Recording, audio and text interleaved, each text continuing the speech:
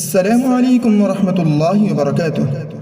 ہماری YouTube channel رہنمائی امت میں اب تمام سامعین کو خوش آمدید۔ ناظرین محترم، آج ہم بات کریں گے اورنگزیب عالمگیر رحمۃ اللہ علیہ کے متعلق۔ آپ کون تھے؟ آپ کے کارنامے کیا تھے؟ آپ کی علمی خدمات کیا تھی؟ ان تمام پہلوؤں پر آج ہم روشنی ڈالیں گے۔ آپ سے گزارش ہے کہ آپ آخر تک ہماری اس ویڈیو کو ضرور ملاحظہ فرمائیے گا۔ اورنگزیب عالمگیر رحمۃ اللہ علیہ شاہ جہاں کے تیسرے بیٹے، 15 ذی القعدہ سن 1027 ہجری میں آپ پیدا ہوئے۔ ابتدائی تعلیم شیخ ابو الواعظ ہرگامی سے اور علم و ادب مولوی سید محمد قنوجی سے حاصل کیا اور دیگر اساتذہ سے دینی علوم میں مہارت حاصل کی۔ آپ نے صرف 1 سال کے عرصے میں قرآن کریم حفظ کر لیا تھا۔ علماء اور بزرگوں سے حسن عقیدت اور والہانہ محبت رکھتے تھے۔ جب کسی جگہ تشریف لے جاتے تو وہاں کے علماء و مشائخ کی مجلس میں حاضر ہو کر علم و معرفت کی باتیں سنتے اور انہیں قیمتی تحفہ و تحائف سے نوازتے۔ حضرت خواجہ محمد معصوم اور ان کے صاحبزادے سیف الدین سے علم سلوک و معرفت حاصل کیا۔ ان کی اطاعت و عبادت کا حال یہ تھا کہ صبح صادق سے پہلے اٹھ کر تہجد پڑھتے اور مسجد میں پہنچ کر فجر کی اذان کے انتظار میں قبلہ رو ہو کر بیٹھے رہتے۔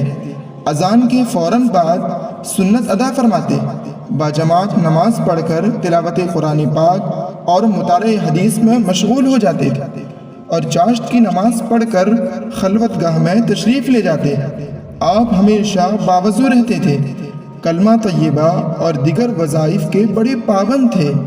پیر، جمعرات اور جمعے کو روزہ رکھتے تھے اور اولیاء اللہ کے ساتھ ذکر و عبادت میں خوب مصروف رہتے تھے۔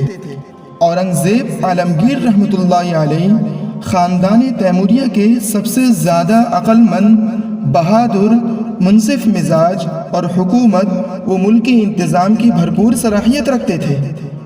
آپ سن 1068 ہجری میں تخت نشین ہوئے۔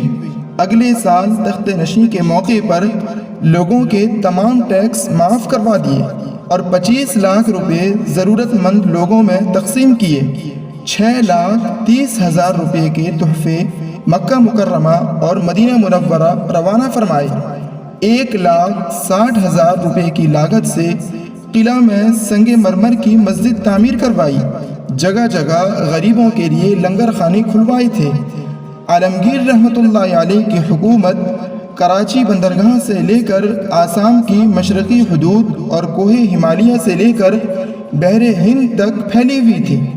آپ نے ملکی انتظام کے تحت نشہ آور چیزوں، ناچ گانے اور خلاف شریعت کاموں پر پابندی لگائی دی۔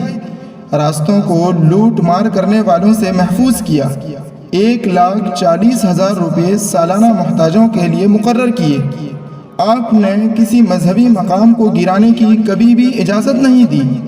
ہر طبقہ و مذہب کے لوگ خوشحالی اور امن و سکون سے رہتے اور آزادی کے ساتھ اپنے مذہب کی رسموں کو ادا کرتے۔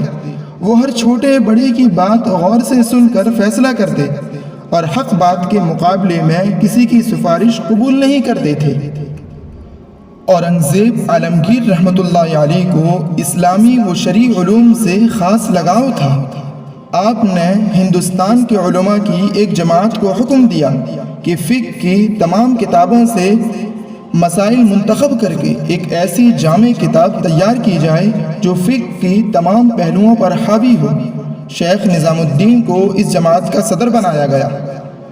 چنانچہ علماء کی 8 سالہ محنت کے بعد فتاوی عالمگیری شاہی تیار ہوئی کہ جس پر اس زمانے میں 2 لاکھ روپے خرچ ہوئے۔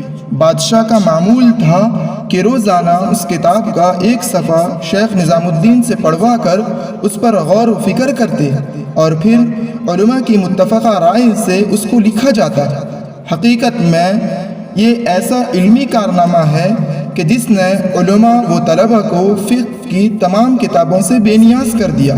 جب اس کتاب کو عرب علماء نے پڑھا تو اسے بڑی قدر کی نگاہ سے دیکھا اور پھر عرب میں فتاوی ہندیہ کے نام سے اس کو شائع کیا گیا۔